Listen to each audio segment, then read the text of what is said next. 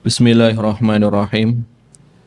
Assalamualaikum warahmatullahi wabarakatuh. Alhamdulillahirabbil alamin.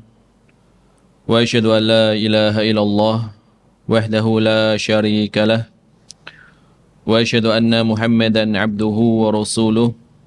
Sallallahu wasallam alaihi wa ala alihi wa sahbihi wa man tabi'ahum bi ihsanin ila yaumiddin. Amma ba'd. Marilah kita lanjutkan kajian Bulughul Maram. Permasalahan yang berkaitan dengan waktu sholat fajar atau sholat subuh. Ini permasalahan terakhir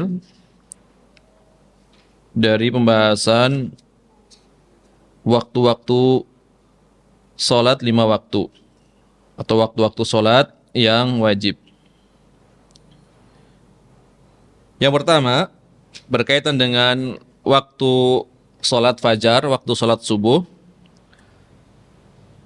Pertama adalah berkaitan dengan awal mula masuknya waktu sholat subuh, ya.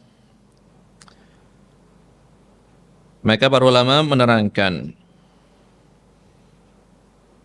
bahkan ada nukilan ijma ya dari para ulama, yaitu apabila telah terbit fajar kedua, ya, yang disebut dengan apa? Al-fajru as-sadiq, fajar sadiq.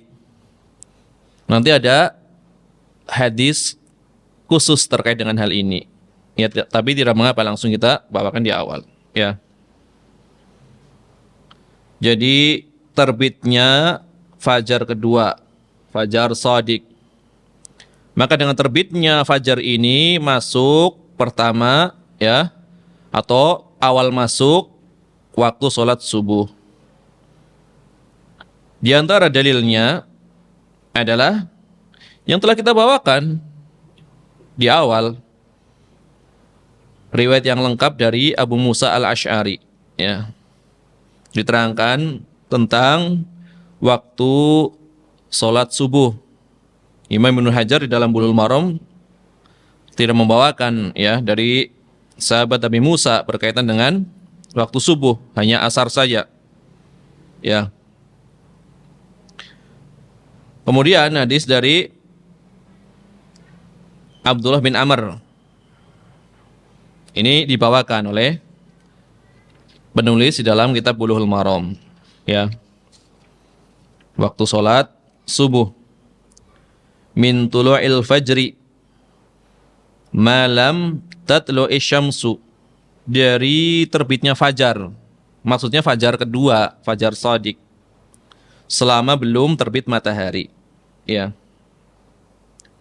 Ini dalilnya maklum, ya, secara riwayat dari hadis-hadis yang dibawakan atau yang datang dari Nabi sallallahu alaihi wasallam.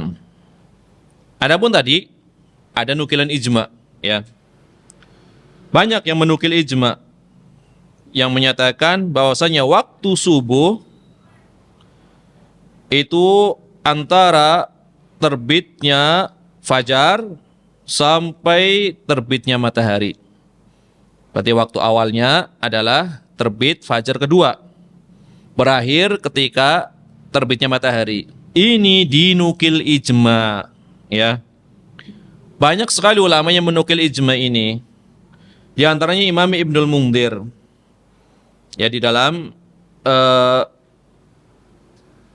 kitab beliau, ya, yang asalnya adalah kitab Al-Awsat, tapi disendirikan dengan nama kitab Al-Ijma, padahal asalnya dari dalam kitab Al-Awsat. Imam Ibnul Mundhir mengatakan, ajma'u ala anna waqta salati subhi tulu'ul fajri. Mereka para ulama telah berijma bahwasanya waktu masuknya sholat subuh adalah terbitnya fajar. Fajar kedua, ya fajar shadiq, ya fajar yang jujur, bukan yang kadzib, bukan yang dusta. Kemudian beliau, yaitu Imam Ibnul Mundhir juga mengatakan, wa ajma'u ala anna man shalla subha ba'da tulu'il fajri qabla tulu'i syamsi annahu yusalliha fi waqtiha. Mereka juga berijma para ulama bahwasanya seorang yang sholat subuh setelah terbitnya fajar, sebelum terbitnya matahari, maka dia telah sholat subuh pada waktunya. Berarti waktu antara dua hal tersebut, ya, terbit fajar sampai terbit matahari. Ini ijma yang dinukil, ya, atau dibawakan oleh Imam Ibnul Mundhir, ya, dari kalangan Syafi'iyah. Walaupun banyak merojihkan pendapat selain madhab Syafi'i, karena beliau ahli ijtihad, ya. Kitab ijma beliau sangat terkenal, ya, sangat terkenal. Makanya sering setiap menyebut ijma yang dinukil Ibnul Mundhir. Selain mereka juga ada, selain beliau juga ada yang sering dinukil ijmanya. Imam Ibnu Hazm juga sering dinukil. Nanti akan kita bawakan pula. Ya. Kemudian yang menukil selain beliau menukil ijma adalah Imam At-Tahawi, ya. Imam At-Tahawi, Abu Ja'far At-Tahawi Al-Hanafi, ya, yang punya kitab Al-Aqidah At-Tahawiyah.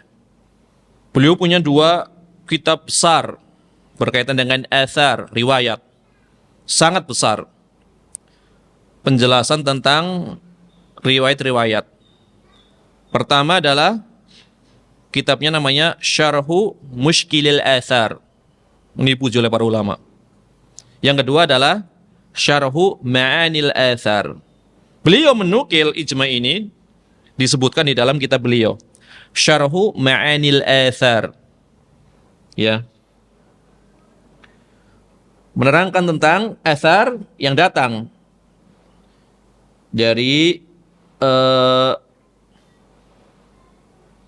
perbuatan Nabi sallallahu alaihi wasallam, ya, yaitu beliau melakukan sholat 2 hari karena ada yang bertanya tentang waktunya, ya.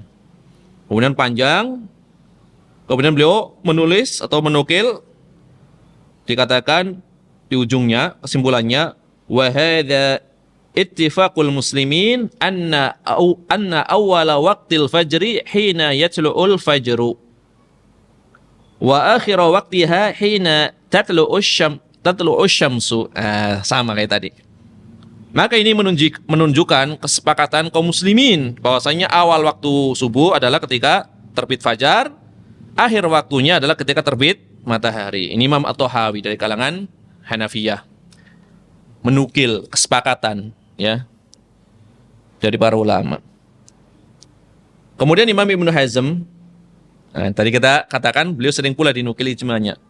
Di dalam kitab Maratibil Ijma juga menukil kesepakatan para ulama, ya. Beliau mengatakan ittafaqu, mereka para ulama telah bersepakat ala anna tulu'al fajri al-madhkur ila tulu'i kursi syamsi waktun lidduhul fi sholati subuh. Sama maksudnya, ya, maksudnya sama.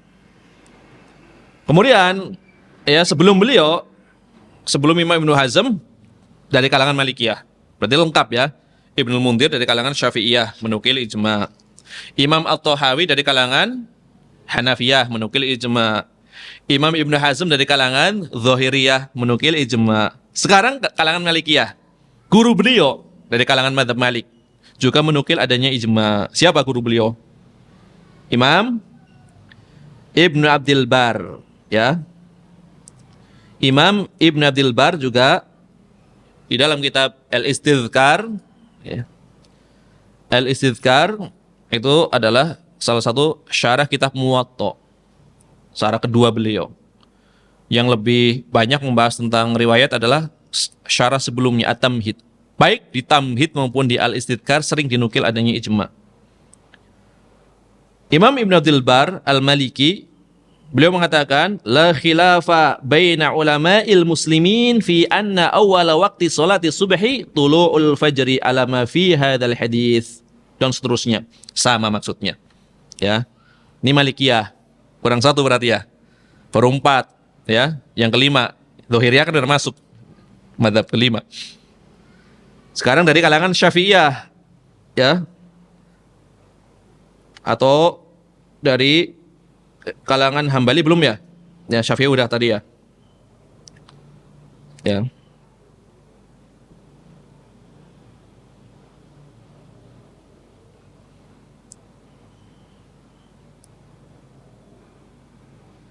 Kemudian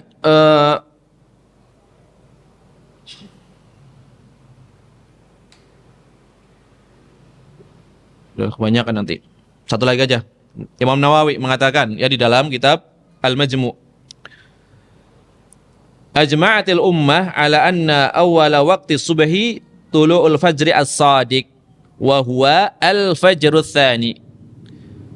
Umat ini telah bersepakat bahwasanya awal masuk ya waktu subuh adalah terbitnya fajar shadiq, ya, yaitu fajar kedua, ya, fajar kedua. Ini kemudian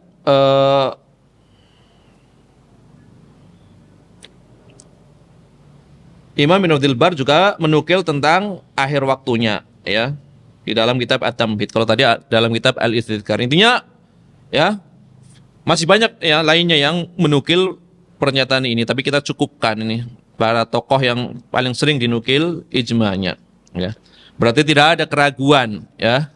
Tidak ada keraguan lagi bahasanya waktu masuknya sholat subuh adalah ketika terbitnya fajar kedua atau fajar shadiq. Ini ijma', ya. Di antara sekuat-kuat dalil, ya. Jadi kalau ada yang berpendapat selain ini berarti menyimpang, udah gitu aja. Ya. Berpendapat selain ini menyimpang karena menentang ijma'. Kemudian akhir waktu, ya. Akhir waktu. Kalau akhir waktu sholat subuh ini dinukil pula ijma' oleh Imam Ibn Abdul Bar adalah ketika terbit matahari. Khusus maksudnya membahas tentang akhir, ya, akhir. Kalau tadi kan awal dan akhir. Beliau membahas tentang akhir, ya, lumayan panjang. Khusus akhir waktu salat subuh adalah hina tatlu'u syamsu, ketika terbit matahari, ya. Kemudian masalah berikutnya, bagaimana apabila ada orang melakukan salat fajar, salat subuh sebelum waktunya, ya. Sebelum subuh melakukan sholat subuh sebelum waktunya, boleh nggak? Ya, atau melakukan sholat qobliyah subuh, boleh nggak? Ya, kalau subuhnya jelas tidak boleh. La yajuzu an tusalla sholatul fajri qabla waqtiha. Jelas tidak boleh melakukan sholat fajar, sholat subuh sebelum waktunya. Dalilnya adalah ijma' yang dinukil oleh Al-Imam An-Nawawi. Ijma', ya, di kalangan para ulama dinukil oleh Al-Imam An-Nawawi, ya. Tapi ada sebagian orang yang salah paham ketika itu. Ada beberapa orang yang salah paham ketika memahami waktu sholat fajar, maksudnya yang dimaksud adalah sholat sunahnya, ya. Biasanya kan kalau sholat fajar sering digunakan maksudnya adalah sholat subuh, tapi terkadang sholat fajar maksudnya sholat sunahnya, gitu, 2 rakaat fajar, ya. Nah, sholat sebelum subuh waktunya kapan? Ya, sebelum sholat wajib, sebelum sholat wajibnya. Sholat sunnah subuh waktunya kapan? Ya, setelah masuk waktu atau sebelum waktu? Yang betul setelah masuk. Tapi ada yang salah paham. ya, mengklaim dia membaca salah satu kitab dari para ulama, tapi salah paham pasti, ya. Entah salah baca entah apa, tapi dia mengklaim membaca kitab para ulama, ya. Maksudnya bukan seperti itu, ya. Maksud sholat sebelum subuh, ya tetap sudah masuk waktu gitu loh. Kenapa kok dikatakan tetap sudah masuk waktunya? Ini ada sebagian kaum muslimin ada yang salah paham, yang penting deket-deket aja gitu. Misalkan subuh nih kurang 5 menit lah, menurut secara hitungan jam itu kan. Ya kan udah dekat dengan subuh. Ya. Dia melakukan sholat sebelum subuh. Lah, padahal belum adzan. Padahal belum adzan. Berarti belum boleh sholat sebelum subuh sebenarnya aslinya. Kenapa? Karena sebelum adzan subuh itu masih boleh melakukan sholat malam, di antara sholat witir. Ya, misalkan khawatir masuk subuh, maka tutuplah ya sholat malam kamu dengan witir satu rakaat. Berarti kalau sudah adzan subuh, nggak boleh sholat witir lagi. Ya, yang menunjukkan setelah adzan subuh berarti masuk waktu sholat subuh, padanya berlaku sholat sunnah rawatib. Kan gitu. Ya ada kesalahpahaman aja, ya kan, karena qobliyah subuh yang penting deket aja dikira gitu. Ya. Sebagian ada yang salah paham. Ya, berarti tidak boleh ya melakukan sholat subuh ya maupun sholat wajibnya sebelum masuk waktu. Ini ijma. Kemudian permasalahan berikutnya adalah at-taghlis. Bersegera di dalam melakukan sholat subuh berpagi-pagi. Taghlis berarti keadaan yaitu akhir malam, masih gelap gitu kan. Jadi lebih dominan gelapnya daripada terangnya. Nanti akan dibahas di hadis berikutnya.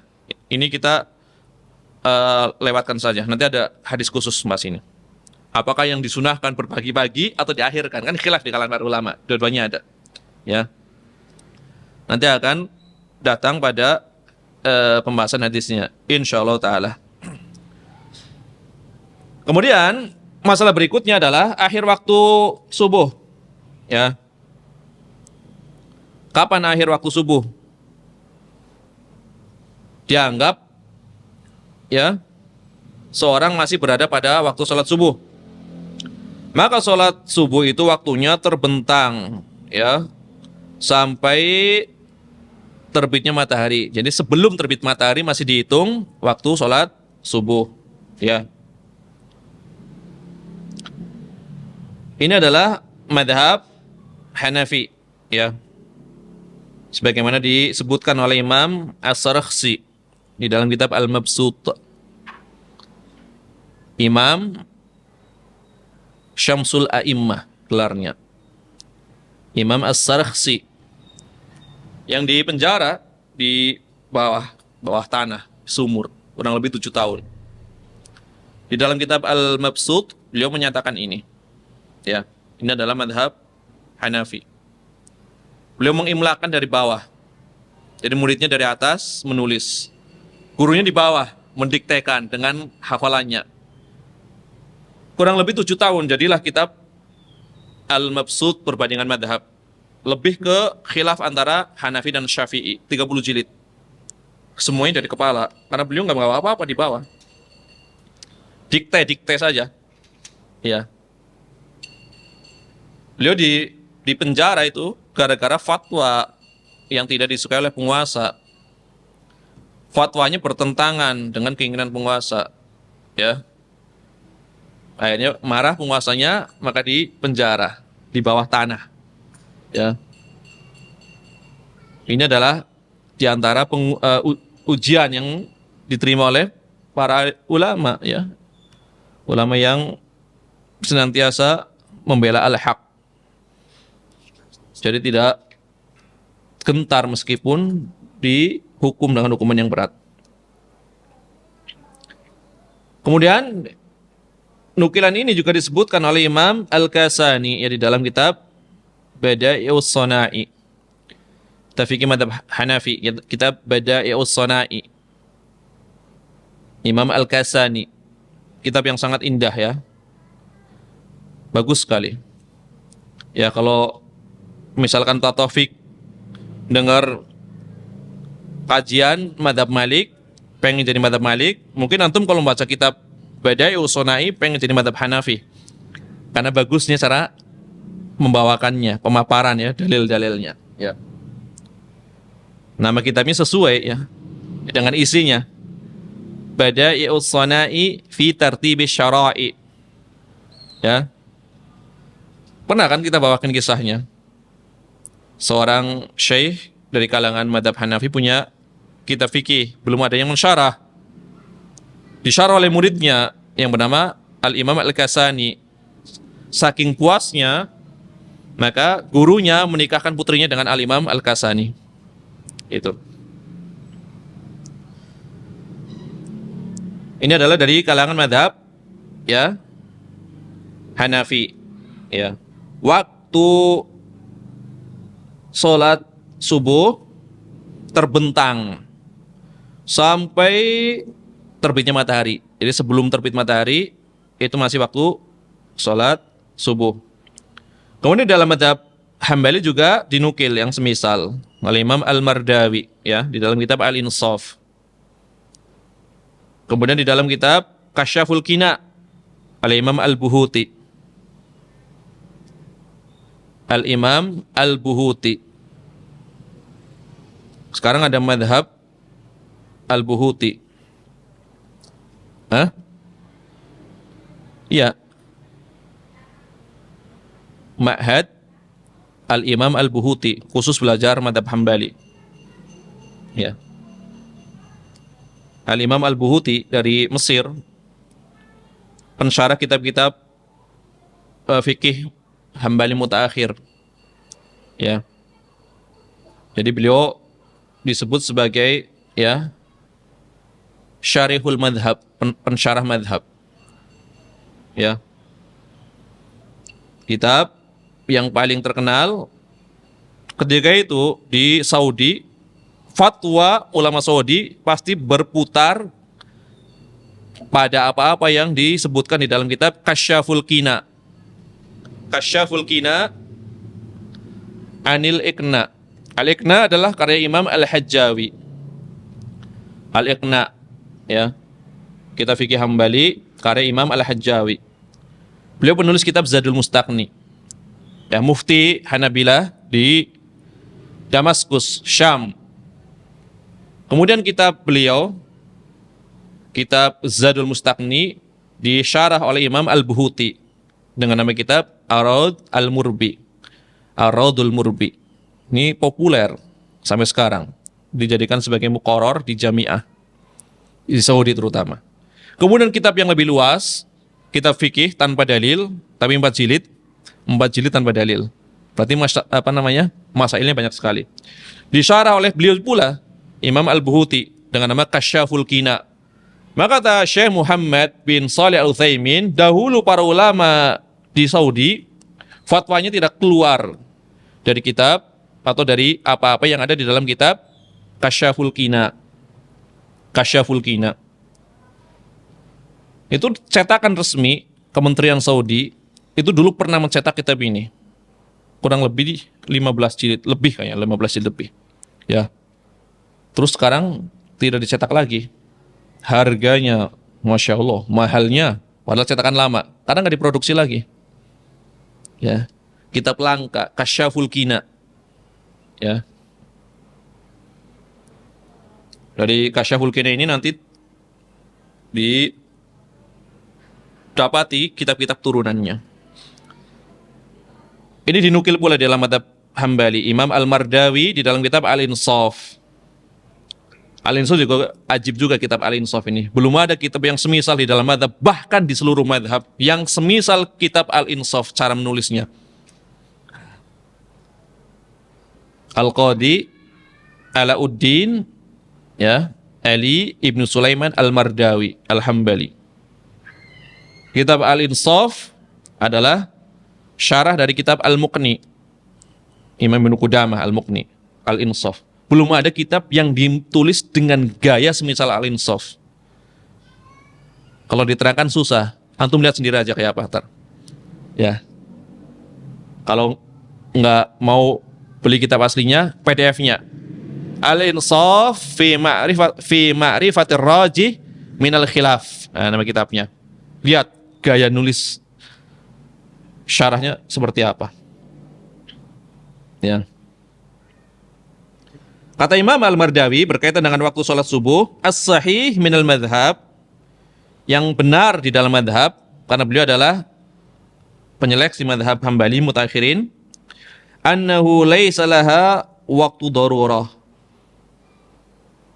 Bahwasanya subuh itu tidak ada waktu daruratnya. Menurut beliau yang benar di dalam madhab. Nanti ada khilaf para ulama, subuh juga ada waktu ikhtiar, ya, ada waktu darurat, ya. Menurut beliau di dalam madhab Hambali yang lebih tepat tidak ada waktu darurat, ya. Seluruhnya adalah berlaku. Jadi mau dilakukan dari awal sampai akhir waktu itu boleh, ya. Tidak ada waktu darurinya sebagaimana maghrib dan zuhur. Yang ada waktu daruratnya itu adalah isya sama apa? Sama asar. Ya, itu menurut madhab Hambali. Ya. Kemudian pendapat yang menyatakan waktu sholat subuh terbentang dari awal sampai terbitnya matahari, ini juga pendapat madhab Malik, ya. Banyak sekali ya nukilan dari ulama Malik. Di antara Imam Ibnu Battal Al-Maliki di dalam syarah Sahih Al-Bukhari. Syarah di antara syarah-syarah terdepan, ya. Syarahnya Imam Ibnu Battal Al-Maliki.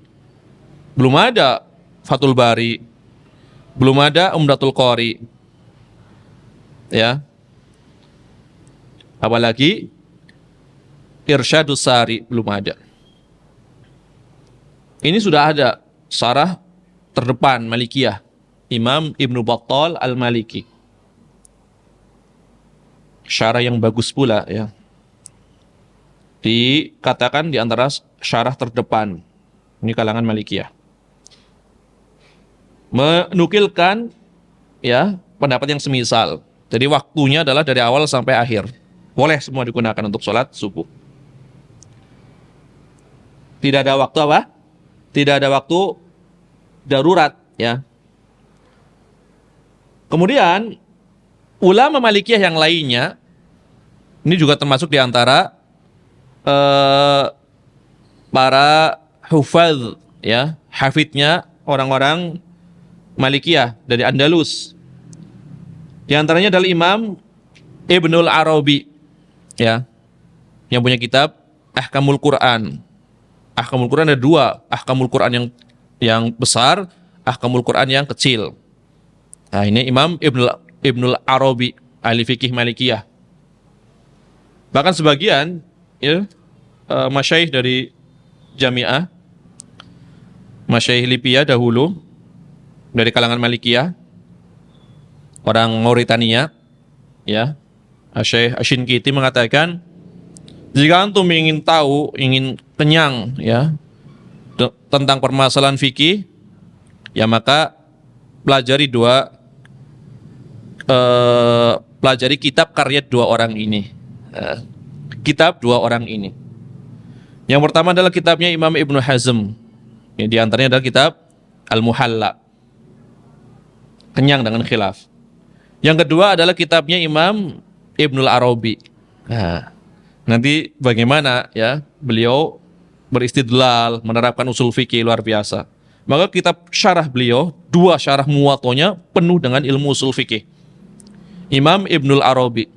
Nah, Imam Ibnul Arabi juga punya kitab syarah Tirmidzi. Sayang, ya, tidak khidmat oleh para ulama. Jadi cetakannya, kata Syekh Abdul Karim Al-Khudair, itu asal-asalan. Dicetak, ya, oleh penerbit, terkadang tercampur antara komentar pentahkik peneliti dengan ucapan Imam Ibnul Arabi. Ya. Nama kitabnya adalah Aridatul Ahwadhi, syarah Jami At-Tirmidzi. Beliau nyebutnya bukan Jami, menyebutnya Sahih At-Tirmidzi. Ketika itu. Ya, Imam Ibnul Arabi. Ini termasuk di antara syarah Tirmidzi terbaik. Ya, selevel dengan syarahnya Imam Ibnu Rajab Al-Hambali. Hanya saja hilang punya Imam Ibnu Rajab Al-Hambali, dimakan tikus. 20 jilidan, tinggal beberapa lembar saja. Kalau punya beliau utuh, punya Imam Ibnul Arabi utuh, cuma yang mentahkik itu kurang yang menerbitkan kitabnya kurang bagus. Karena Syekh Abdul Karim Al-Khudair mengatakan dahulu pencetakan kitab itu didampingi oleh para ulama, sehingga kualitasnya bagus, kata beliau. Sedangkan di zaman kita sekarang ini kadang kejar target gitu kan, yang penting produksi sebanyak-banyaknya, sehingga kurang memperhatikan kualitas, kata beliau. Ya. Ya. Maka kalau ya di antara keistimewaan kajian Syekh Abdul Karim Al-Khudair, beliau masih hidup, ya anggota Hay'ah Kibar Ulama. Kalau dengar kajian beliau, kita tahu info-info seperti ini jadinya. Yang tidak mungkin ini didapatkan dengan membaca di kitab, mendengar. Oh, seperti ini ternyata. Ya. Beliau menyebutkan ini cetakan bagus seperti ini, tahqiqnya seperti ini. Ini banyak sakotnya, banyak hilangnya. Ini banyak dan seterusnya. Ya. Jadi mendapatkan info.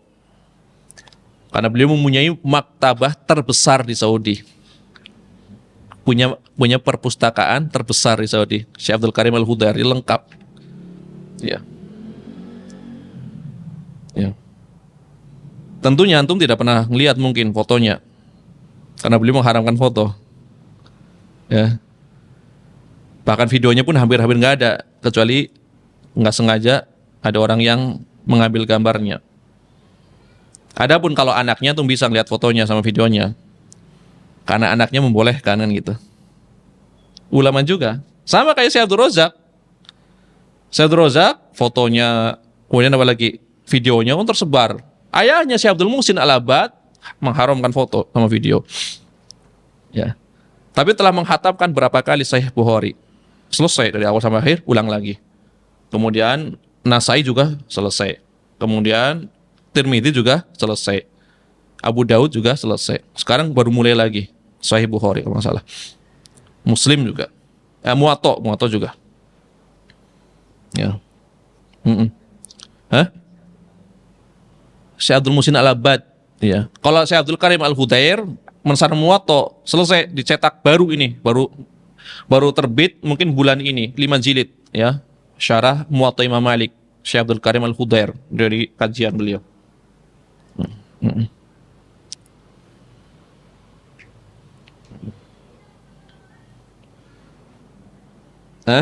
Kemudian ya Imam Al-Qarafi juga menukil dalam kitab Al-Zahirah ya.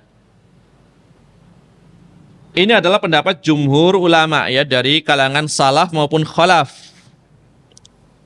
yang menyatakan bahwasanya waktu sholat subuh adalah terbentang dari masuk sampai akhir sampai terbitnya matahari. Ini pendapat jumhur ulama dari kalangan salaf maupun khalaf. Ya. Ini dinukil oleh Imam Ibnu Rajab Al-Hambali di dalam kitab beliau Fathul Bari. Ya. Ini juga nggak selesai Fathul Bari Ibnu Rajab. Padahal penuh dengan nafas salaf. Kata Syekh Abdul Karim Al-Khudair pula. Tetapi tidak selesai. Ya. Beliau hidup sebelum Ibnu Hajar. Nama kitabnya sama, Fathul Bari.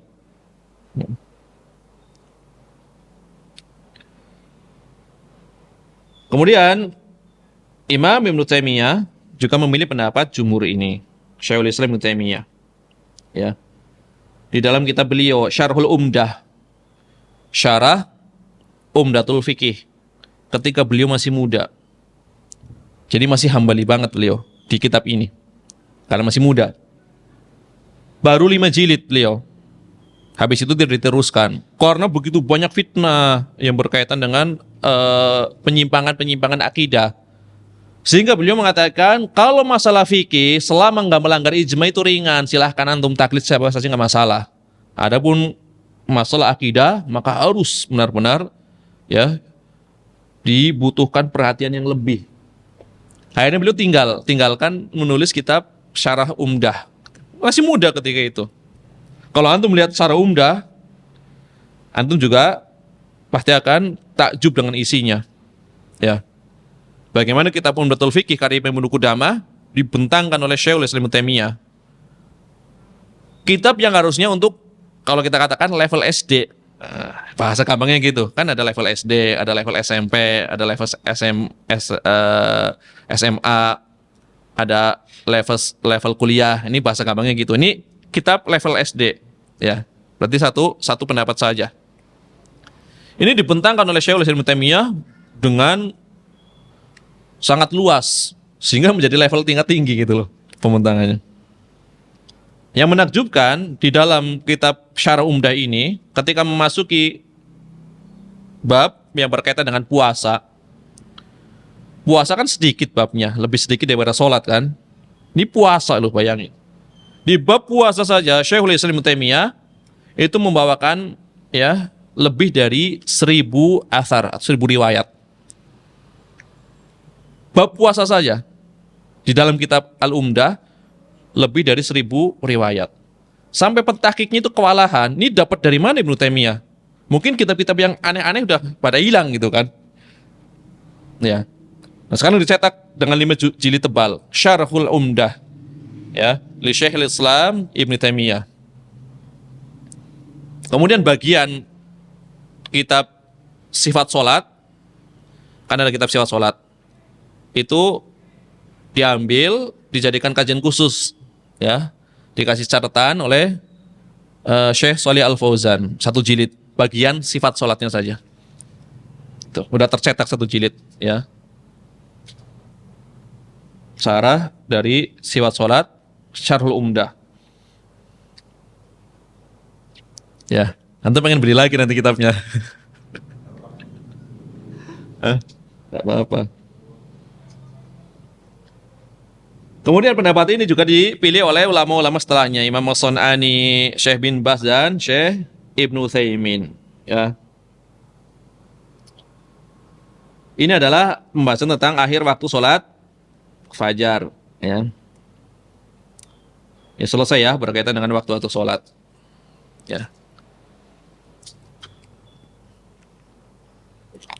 Kemudian Syekh Muhammad bin Shalih Al-Utsaimin beliau mengatakan ada 2 faidah tentang penetapan waktu. Kenapa sholat itu ditentukan waktu-waktunya? Ada 2 faidah kata beliau, faidah yang sangat besar. Kenapa ditetapkan waktu-waktu sholat itu? Apa faidahnya? Yang pertama kata beliau, al-faidatul ula, faidah yang pertama, annal insana law shala qabla al-waqti lam tasihha sholatuhu. Bahwasanya seorang apabila dia sholat sebelum waktunya, sholatnya nggak sah. Itu faedah pertama. Jadi untuk apa? Menunjukkan apa? Pentingnya penetapan waktu adalah karena berkaitan dengan sah atau tidaknya sholat. Ya. Yakni lam tujzi anil fariidah. Fa in kana ya'lamu annal waqta lam yadkhul fa huwa mutala'ibun wa sholatuhu batilah. Wa in kana la ya'lamu fa sholatuhu ya nafilatun wa la tujzi'hu 'anil fariidah. Jadi faedah pertama, apabila seseorang sholat sebelum waktunya maka tidak sah sholatnya. Maksudnya bagaimana?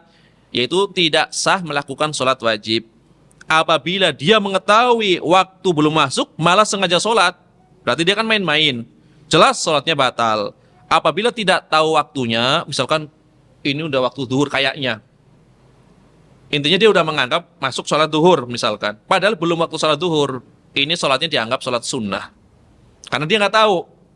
Tapi kalau tahu ya main-main, ya. Berarti sholatnya kalau dia tidak tahu, tetap dianggap sah, cuma dihitung sholat sunnah. Karena dia nggak tahu. Kemudian faedah kedua, kenapa ditetapkan waktu? Annahu law shalla ba'dal waqti fa in kana li'udhrin fala syai'a 'alaihi kan naumi wan nisyan Wa in kana li ghairi udrin faqala aktsarul ulama'i inna salatahu sahihatun lakinahu athim. Faedah kedua, apabila seseorang sholat keluar dari waktunya disebabkan karena uzur. Uzur itu contohnya apa? Tidur atau lupa. Dia ketiduran atau lupa, lewat waktu, keluar waktu. Harusnya sholat duhur, dia lupa atau tidur, bangun-bangun asar. Ya, maka tidak masalah dia sholat ketika terbangun atau ketika ingat. Karena ada uzur. Akan tetapi apabila tanpa uzur, dia tetap harus sholat menurut jumhur ulama. Sholatnya sah, tapi dosa. Kalau Syekh Utsaimin keras dalam hal ini. Ini kita ngomong jumhur dulu. Beliau amanah. Antum harusnya sholat duhur, misalkan. Antum menyengaja, ya, bermalas-malasan, keluar waktu sholat duhur. Menurut jumhur ulama, antum wajib qadha sholat duhur. Sholatnya sah, cuma dosa. Karena menyengaja, kan gitu jumhur ulama. Sholat tetap wajib dilakukan, plus dosa.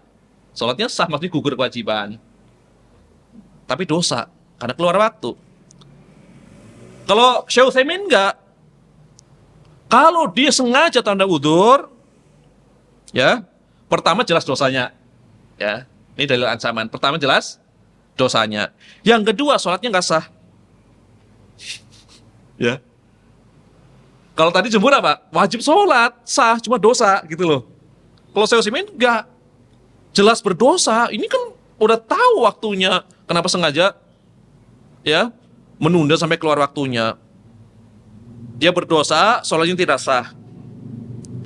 Ini berdasarkan keumuman sabda Nabi SAW. Man amila amalan laysa alaihi amruna fahuwa raddun. Barang siapa melakukan suatu amalan yang tidak ada perintahnya, sandarannya, contohnya dari kami, maka tertolak amalan tersebut. Ini menyengaja. Kalau lupa wajar, kalau tidur wajar. Ini sholat ada waktunya, kok dia semau-maunya kan gitu. Ya, ini kata Syekh Utsaimin.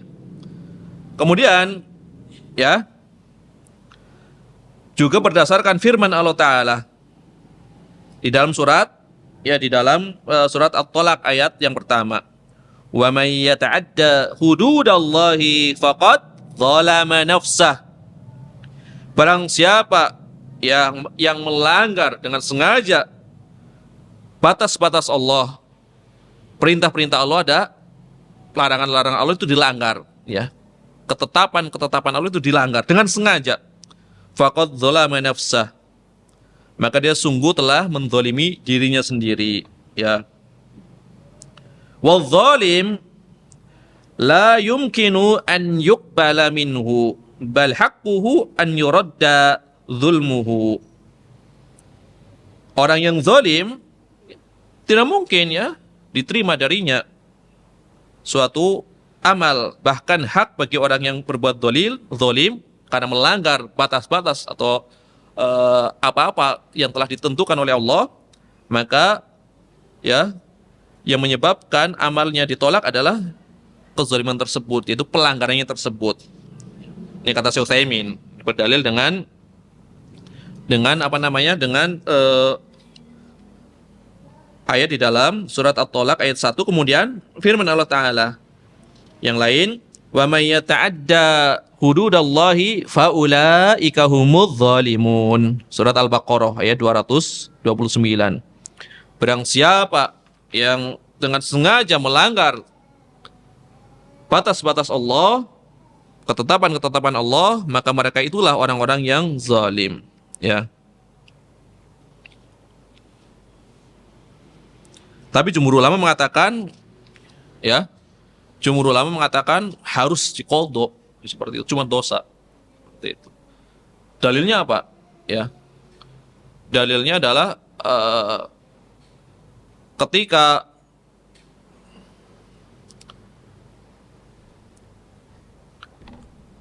rincian dalilnya, ya, belum hadir di sini. Insya Allah nanti akan kita bawakan ketika masuk pembahasan tentang qadha salat. Ya. Kenapa yang sengaja tetap harus diperintahkan untuk mengqadha salat ya. Insyaallah pada waktunya ya, ini belum hadir nih. Insyaallah akan kita bawakan dalil dari keterangan para ulama.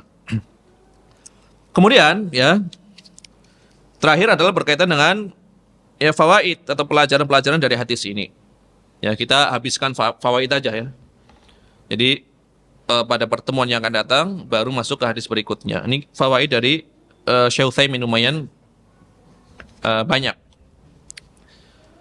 Pelajaran-pelajaran yang bisa diambil ya dari hadis ini, hadis yang dibawakan oleh Imam Ibnu Hajar di dalam Bulughul Maram, ya 3 hadis dari 3 orang sahabat. Yang pertama ya berkaitan dengan yang pertama adalah anna sunnah ta'ti ya mufassilatan lil Quran. Bahwasanya sunnah atau hadis itu datang dalam rangka merinci apa yang masih global di dalam Al-Quran. Kan di dalam Al-Quran ada perintah-perintah atau pernyataan-pernyataan yang masih global. Itu dirinci di dalam sunnah. Di antara fungsi dari sunnah atau hadis adalah merinci ya perkara-perkara yang masih global. Ya karena ya Allah SWT berfirman di dalam surat An-Nahl ayat ke-89. Wa nazzalna 'alaikal kitaba tibyanan likulli syai'. Sungguh ya atau dan kami telah menurunkan kepadamu Alkitab Al-Quran. Kami telah menurunkan kepadamu wahai Muhammad Alkitab yaitu Al-Quran tibyanan likulli syai' yang menerangkan segala sesuatu. Maka di sini disebut apa? Disebut Alkitab.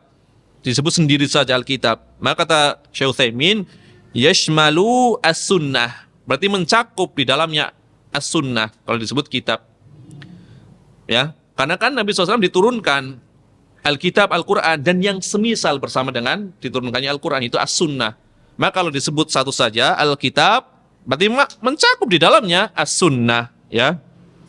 Kenapa mencakup? Li'anna sunnata tubayyinul Qur'an. Karena sunnah fungsinya adalah menerangkan Al-Qur'an, ya. Contohnya apa? Coba kita perhatikan. Jika kita melihat ke dalam Al-Qur'an, ada enggak kita dapati rincian waktu-waktu sholat yang 5? Ada enggak rinciannya secara tegas? Ya. Ya. Waktu sholat duhur adalah ini, waktu asar adalah ini. Ada nggak di dalam Al-Quran secara tegas? Ya tentu tidak ada, tapi ayatnya ada. Secara globalnya, rincian seperti itu ini tidak ada. Ya, waktu-waktu yang 5 dirincinya di as-sunnah. Di antaranya apa? Ya, perintah yang menunjukkan adanya waktu sholat yang 5 di dalam Al-Quran, tapi secara isyarat saja, tidak secara tegas rinciannya. Ya. Di antaranya adalah firman Allah Ta'ala di dalam surat Ar-Rum ya, ayat ke-17 dan 18. Jadi kalau ada yang mengatakan, misalkan ada orang mengatakan enggak ada perintah ya waktu-waktu sholat di dalam Al-Quran. Ada, cuma masih global. Ditafsirkan ada, bisa ya. Di antaranya apa? Di dalam surat Ar-Rum ayat ke-17 18 ya. Allah SWT berfirman, Fasubhanallahi hina tumsuna wa hina tusbihun. Apa artinya? Fasubhanallah, maka bertasbihlah kepada Allah ya. Hina tumsuna, di waktu kamu berada di petang hari, tumsuna ya. Wa hina tusbihun, dan waktu kamu berada di waktu subuh. Bertasbihlah kepada Allah di petang hari dan pada waktu subuh. Ini berarti sholat apa? Ya, petang hari berarti apa? 2 sholat. Petang hari berarti 2 sholat, maghrib dan isya. Memang tidak disebut di sini maghrib dan isya, tapi disuruh bertasbih. Artinya disuruh melakukan sholat pada waktu petang hari. Berarti apa? Maghrib dan isya. Ya. Kemudian apa tadi? Wahina tusbihun. Dan pada waktu subuh, ketika engkau berada di waktu subuh, Ya, ini tentunya waktu apa? Waktu sholat fajar atau sholat subuh. Ya. Kemudian Allah melanjutkan firman-Nya, walahul hamdu fis samawati wal ardi wa asyiya wa hina tudhirun. Dan bagi Allah lah segala puji yang ada di langit dan di bumi, dan di waktu kamu berada pada petang hari, dan di waktu kamu berada di waktu zuhur. Ya. Di sini apa? Ya. Di sini ada waktu di petang hari, ya. Kemudian di sini ada waktu zuhur, ya. Tudhirun. Itu adalah waktu zuhur, ya. Kemudian petang hari yang dimaksud di sini dengan ungkapan wa asyiya. Asyiya maksudnya adalah waktu asar, ya. Ya. Jadi di sini waktu sholat asar. Berarti lengkap nggak di sini? Lengkap, ya. Makanya kan ada istilah kadang diungkapkan dengan zikir sore, kadang zikir petang, ya. Karena tergantung ungkapannya, ya. Terkadang ungkapan asyian itu diungkapkan untuk petang hari, tapi terkadang untuk sholat asar. Karena asar kan sampai menuju petang kan gitu maksudnya. Berarti udah 5 di sini. Ya, 2 ayat ini sudah ada berapa? 5 waktu. Iya. Kemudian di dalam surat Al-Isra ayat ke-78, aqimis sholata liduluki syamsi ila ghasaqil laili wa qur'anal fajri. Ya. Dirikanlah sholat dari sesudah matahari tergelincir sampai gelap malam. Dan dirikanlah pula sholat subuh. Sesungguhnya sholat subuh ini disaksikan oleh malaikat. Kan ada istilah apa? Wa qur'anal fajri. Ya, Qur'anal fajri, bacaan subuh. Maksudnya sholat subuh. Ya. Di sini ditekankan, ya. Kenapa ditekankan bacaan subuh? Ya. Karena maknanya adalah wa aqim Qur'anal fajri. Dirikanlah Quran fajri, ai salatil fajri. Dirikanlah salat fajar. Di sini diungkapkan dengan Quran. Salat subuh diungkapkan dengan Quran yang maknanya bacaan. Kenapa? Karena di dalam salat subuh itu ada perhatian lebih, ya, di dalam bacaannya. Bacaan itu dipanjangkan ketika salat subuh. Jadi ada ciri khasnya. Salat subuh itu membaca Al-Quran dengan bacaan yang panjang, ya. Maka ditekankan istilahnya adalah wa Qur'anal fajri. Ini juga 5 waktu masuk semuanya. Aqimis sholata liduluki syamsi. Dirikanlah solat, ya, apabila matahari telah tergelincir. Berarti waktu apa? Zuhur dan asar. Kan mulainya dari tergelincir, ya. Ila ghasaqil lail, sampai gelap malam. Berarti solat apa? Maghrib dan Isya. Wa Qur'anal fajri, dan bacaan subuh, yaitu sholat subuh lengkap. Inna Qur'anal fajri kana masyhuda. Sesungguhnya, ya, sholat subuh itu disaksikan oleh para malaikat. Dan ini adalah keutamaan yang besar. Kemudian, ya, faedah berikutnya dari yang dibawakan oleh Syekh Utsaimin adalah taisirullahi ta'ala wa sa'atihi 'alal ibad. Kemudahan dari Allah Ta'ala dan luasnya rahmat Allah terhadap para hambanya, ya. Haitsu ja'ala hadhil awqat muwassa'ah. Ya, manakala atau tatkala Allah menjadikan waktu-waktu salat yang 5 ini waktu yang luas, ya. Bi khilafi shaumi Ramadan wa huwa mudayyak. Berbeda dengan ibadah puasa Ramadan yang waktunya sempit, hanya terbatas di bulan Ramadan saja selama sebulan. Adapun waktu sholat itu luas, ada akhir, ada awal, ada tengah, luas. Jadi tidak kaku. Kalau ketat kan misalkan harus sholat, ya, pas di awal waktunya untuk sekedar berapa rakaat, setelah itu keluar waktu. Sebagaimana harus berpuasa Ramadan ya di bulan Ramadan saja, ya kecuali nanti ada udzur itu lain lagi. Jadi tidak boleh ya mewajibkan sesuatu kecuali puasa di bulan, tidak boleh mewajibkan puasa yang lain ya kecuali di bulan Ramadan. Tapi waktunya kan sempit di sini. Kalau sholat luas, dari awal masuk waktu sholat masih berlanjut sampai belum keluar waktunya. Ini adalah diantara luasnya rahmat Allah terhadap hamba, ya, terhadap para hamba, menunjukkan kemudahan dari Allah, ya. Karena agama ini adalah dibangun di atas kemudahan, ya. Agama ini dibangun di atas kemudahan. Bahkan Nabi SAW ketika melihat para sahabat, ya, ingin mencegah seorang badui yang kencing di masjid, Nabi di akhirnya setelah memerintahkan untuk menyiramkan air kencing, Nabi mengatakan, innama bu'ithum muyassirin walam tub'atsu mu'assirin. Kalian diutus, ya, diperintahkan untuk mendakwahkan agama kepada manusia dalam rangka memudahkan, ya, bukan diutus dalam rangka membuat sulit, ya, bukan dalam rangka menyusahkan.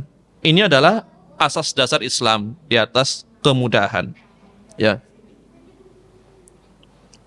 Jadi waktu sholat adalah disebut sebagai waktu yang muasa, yang luas, yang memanjang. Beda dengan sebagian ibadah. Ramadan, ya, masuk dari hilal Ramadan sampai hilal Syawal, kan seperti itu. Tidak boleh melebihi waktunya. Akan tetapi sholat 5 waktu yang berulang sehari semalam 5 waktu, Allah jadikan waktunya waktu yang terbentang, ya, muttasi'an, muasa, waktu yang luas. Ada di awal, ada di tengah, ada di akhir, ya. Kemudian pelajaran berikutnya,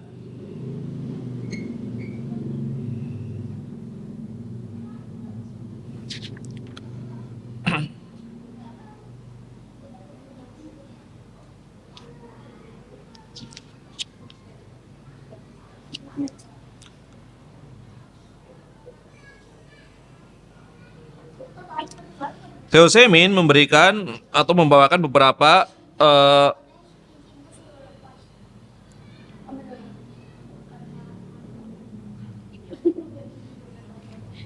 permasalahan. Ini satu permasalahan lagi. Ini gini permasalahannya. Di sebagian tempat, kata Syekh Utsaimin, hunaka amakin laisa fiha naharun wala lailun. Ada suatu tempat yang tidak ada malam atau tidak ada siang, ya. Maksudnya kalau satu tempat semuanya malam, atau tempat yang lain semuanya siang. Jadi tidak ada malam dan tidak ada siang yang bergantian gitu loh. Malam terus, kan pernah, ya, waktu itu kita bahas. Ini saya juga membahas di dalam kitabnya. Jadi berlalu 24 jam semuanya siang, atau sebagian tempat, ya, 24 jam semuanya malam, atau kebalik, atau kebanyakannya, ya, kebanyakannya malam atau kebanyakannya siang. Enggak seimbang. Ada daerah-daerah tertentu yang seperti itu, ya. Bagaimana cara mengukur waktu-waktu sholat apabila berada di daerah yang seperti ini, yang tidak ada malam, hanya ada siang, atau tidak ada siang, hanya ada malam, atau kebanyakannya malam semua, atau kebanyakannya siang semua? Ini cara mengukurnya gimana? Ini Syekh Utsaimin bertanya seperti ini. Kata Syekh Utsaimin, jawabannya adalah, kata Syekh Utsaimin, qad bayyanahu Rasul sallallahu alaihi wasallam hina tahaddatsa 'anid dajjal. Rasulullah SAW telah menerangkan kepada umat ketika beliau menceritakan hadis tentang Dajjal. Disebutkan di dalam riwayat tersebut, ya, ada satu hari di antara hari-hari Dajjal menjelajahi atau mengitari seluruh bumi, ada satu hari yang satu hari itu seperti satu tahun. Berarti satu tahun berapa itu asalnya? Berapa bulan? 12 bulan. Itu satu hari seperti satu tahun. Kan 40 hari kan? 40 hari semua itu dimasuki oleh Dajjal. Ada satu hari, yang satu hari itu kadarnya seperti satu tahun. Berarti 12 bulan. Maka kata Syekh Utsaimin, fa'alhamallahu ta'ala as-sahabata an yaqulu ya Rasulullah, hadzal yaum alladzi kasanatin takfina fihi salatun wahidah. Maka Allah mengilhamkan kepada para sahabat untuk bertanya. Ya, bertanya aja butuh ilham. Karena kita bertanya tentang suatu kebenaran, berarti Allah telah memberikan taufik kepada kita. Ya. Jadi bertanya aja adalah hidayah. Hidayah untuk mendapatkan ilmu. Jadi tidak sembarangan orang bisa bertanya, ya, apalagi menjawab kan seperti itu. Bertanya saja butuh hidayah, butuh ilham.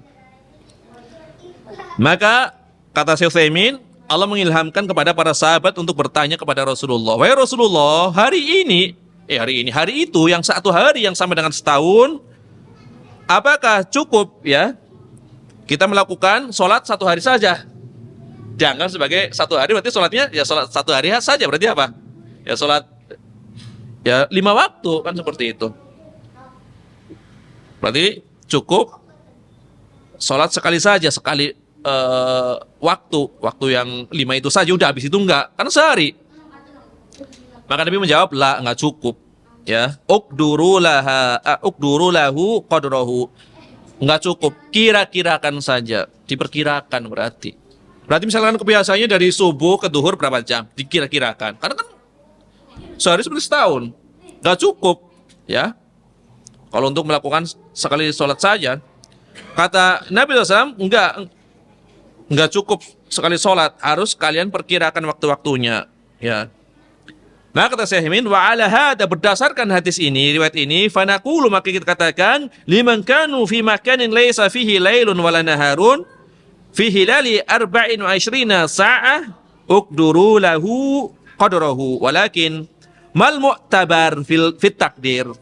Maka berdasarkan hadis ini kita katakan kepada orang-orang yang berada di daerah yang tidak seimbang antara siang atau malam harinya, ya, ada kalanya siang terus, ada kalanya malam hari terus, atau kebanyakannya salah satu di antara keduanya. Bagaimana? Berdasarkan hadis ini kita katakan kepada mereka, kira-kirakan waktunya. Lantas saya bertanya lagi, tapi yang jadi patokan mana untuk mengira-kirakan kan gitu? Standarnya mana? Kan disuruh mengkira-kirakan waktunya. Terus ngikutin pendekatan yang mana? Maka para ulama di dalam masalah ini terbagi menjadi 3 pendapat. Tadi udah ketemu jawabannya kan? Jawabannya apa? Dikira-kirakan waktunya. Ini ketemu. Diperkirakan waktunya. Cuma yang jadi standar, yang jadi patokan untuk memperkirakan waktunya itu apa? Daerah mana? Kan seperti itu. Ada 3 pendapat.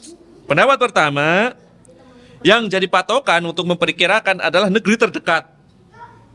Ya, meskipun misalkan ada negeri yang di sini malam terus, ada negeri terdekatnya, negeri fulani, ya.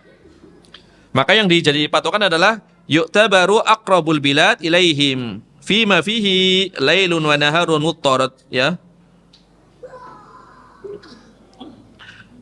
Maka yang jadi patokan adalah negeri terdekat dari negeri itu, ya. Jadi misalkan ada suatu daerah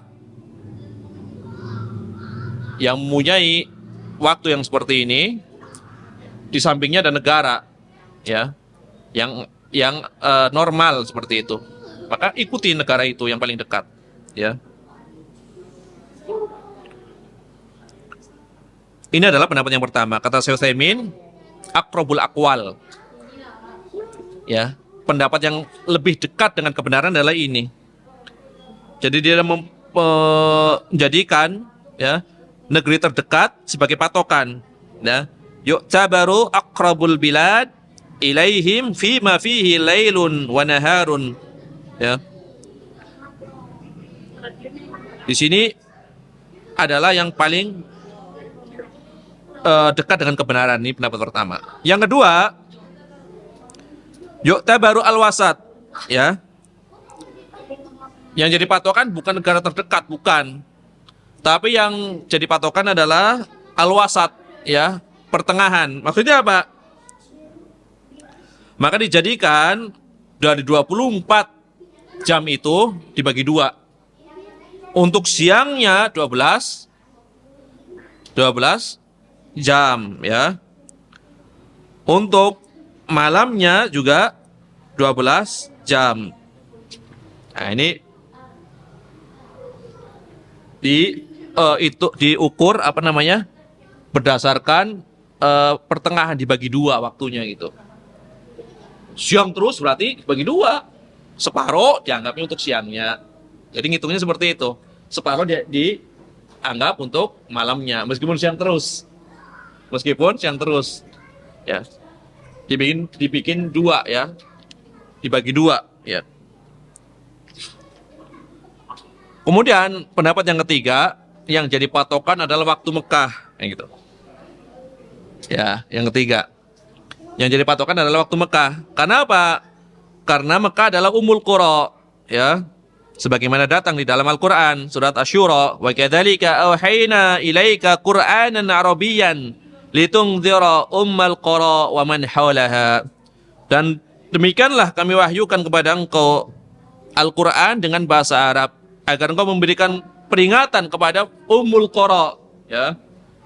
Penduduk, ya, kota Ummul Qura, dan memberikan peringatan orang-orang yang di sekelilingnya, ya. Maka berdasarkan, ya, ayat ini atau dalil ini, maka wajib bagi orang-orang yang tinggal di daerah tersebut untuk menghubungi orang-orang yang ada di Mekah, kan seperti itu, ya. Sehingga orang-orang Mekah mereka memberikan jadwal waktunya, ya, sesuai dengan keadaan yang ada di Mekah, kan seperti itu. Tidak ada apa namanya khilaf di kalangan para ulama bagi negeri yang tidak memiliki siang atau tidak memiliki malam, ya. Ya, ini masih ada banyak sekali permasalahan Ustaz Utsaimin, tapi kita cukupkan sampai di sini saja biar pada pertemuan yang akan datang langsung masuk ke hadis berikutnya, ya. Udah terlalu lama ini di waktu sholat, ya. Insyaallah pada pertemuan yang akan datang kita akan masuk hadis berikutnya dari sahabat Abu Barzah Al-Aslami. 1, 2, 3 hadis, ya. Berkaitan dengan apa? Keterangan tentang sebagian, ya, waktu-waktu di antara sholat wajib. Ada waktu Isya, kemudian ada waktu subuh, ya. Hadis pelengkap, ya, dari hadis-hadis sebelumnya, ya. Ya, demikianlah yang bisa disampaikan pada pertemuan kali ini. Mudah-mudahan Allah Subhanahu wa taala memberikan taufiknya kepada kita semua. Subhanakallahumma bihamdika asyhadu an la ilaha illa anta astaghfiruka wa atubu ilaik. Wa sallallahu wasallam ala nabiyina Muhammad wa ala alihi wa sahbihi ajmain wa akhiru da'wana anil hamdulillahirabbil alamin. Wassalamualaikum warahmatullahi wabarakatuh.